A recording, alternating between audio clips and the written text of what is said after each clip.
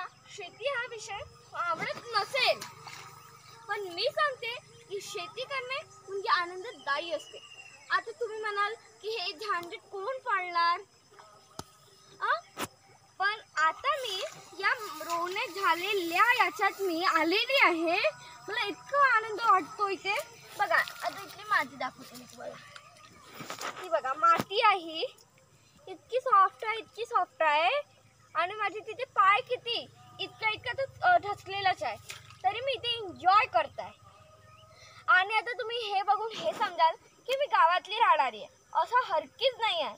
ही शेती माझ्या आजी आजोबांची आहे आणि ही शेती माझी आजी आजोबाच करतात. शेती कोणीच नाही करणार. हळूहळू आपल्या गावातले मित्रांनो शहरात येत आहेत आणि शहरात कोणते तरी काम करून राहिले.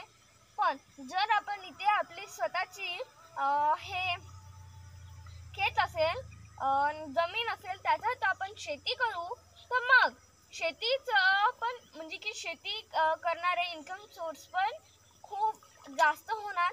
सर्वच शेती करतील तर हे नाही. काही जण सरकारी जॉबवर आहेत, काही जण प्रायव्हेट जॉबवर आहेत. आणि शेती करायला कोण आहेत बरं, आता सांगा बरं तुम्हीच. मग का तुम्ही त्या बाजारातला केमिकलने मिळवलेला माल खा? ची ची ची ची, इतका घाणेरडा माल असतो ना तो. मानलं की आम्ही पण खातो, पण आम्ही एकदमच नाही खात. मुंगण्याची शेंगाची आहे,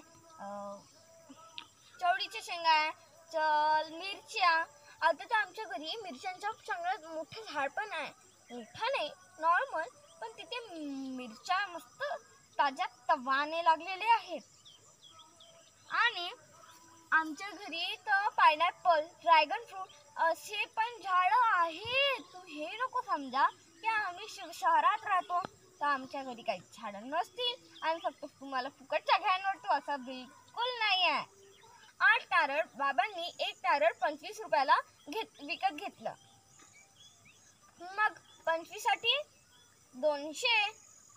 200 रुपयाला ते नारळ घेतले आणि त्या नारळाला भिजू टाकलं, पाण्यात 21 दिवस ठेवलं आणि त्याच्यानंतर ते मातीत उगवलं. अशी 4 झाडं उगवले. पण हा 4था झाड आज आम्ही या शेतात लावलेलं आहोत. बस मी तर फक्त हेच सांगेन की शेती करा आणि शेतीसाठी लोकांना प्रोत्साहित करा. जय जवान जय किसान. धन्यवाद.